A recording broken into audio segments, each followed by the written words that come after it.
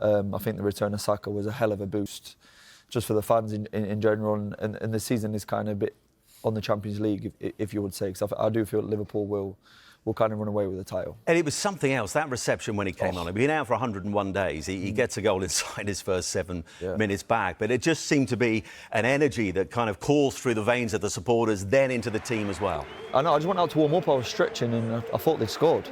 That is honestly how loud it was. I hadn't heard anything like it, to be honest. So I knew Saka was obviously a fan favourite and a star boy. He came through the system, but no, it was amazing to see, to be honest. And no, I'm happy for him because it's a bad injury that he had. Hopefully rehab's gone right, because you never know with hamstrings and electric players, things can happen again. I mean, yeah, it was kind of meant to fall to him, and I was warming up at that point as well. So no, it was amazing for the Arsenal fans, and it's good to see him back. It's good for the Premier League. And will he start against Real Madrid? Maybe. I think they might chuck him in.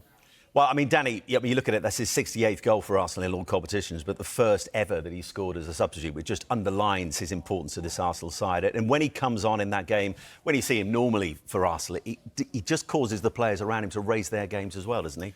Well, he's a threat. He's one of those players that he's got pace. He wants to get the ball and run at people. He makes things happen.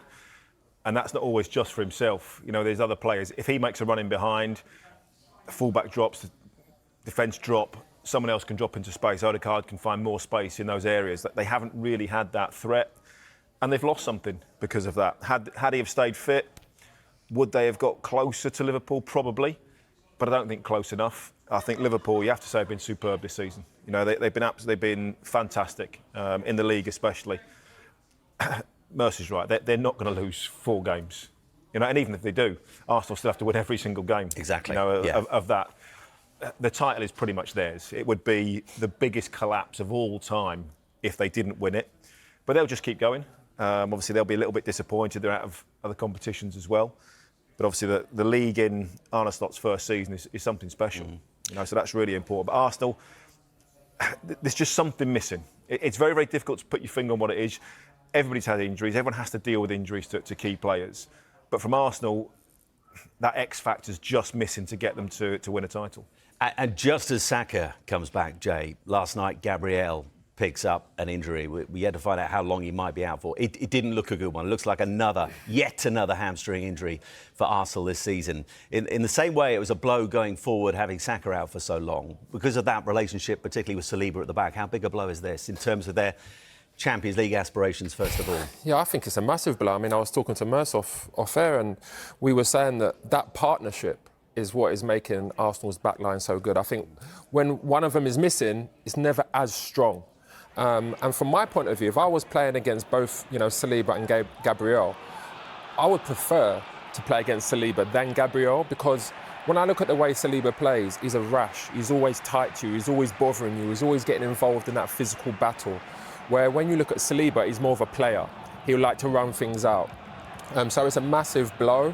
Again, Arsenal have got another injury, going against Real Madrid next week as well. It's going to be tough for Arsenal to go and win that game now without him playing. And Merce, Andrea Berta, we spoke about him on Soccer Saturday. The new sporting director was announced on Sunday. He was out the game last night. I mean, listen, the obvious priority, because we've talked about it for so long, is getting a striker in during the summer. In terms of what else should be top of his in tray as he starts his job, what are they for Arsenal? I just think that's the main one first. I think they've got to get a centre-forward over the line. I think they've got to bring in a top-draw centre-forward and then go from there. I think that's the first, before they start. Do you think his arrival aids that? In terms of getting the man they want? I think the quicker they get in the sporting director, the better. I think Edu was brilliant at the club. I think, they had a lot more successes than not successes with their signings. You look at them and look at Man United, it's chalk and cheese. So they need to get someone in, long as they work with Arteta. I think that's important when the manager and the sporting director get on. And if they both sing off the same hymn sheet, they need a forward. And if you look at the moment, the forwards that are being touted around, they're all 6'2". Yeah. They're all big lads. So, they're going in that direction. Do you know what I mean? They're not going to go for a Jesus again. They're going to go for that centre forward with a bit of presence about them.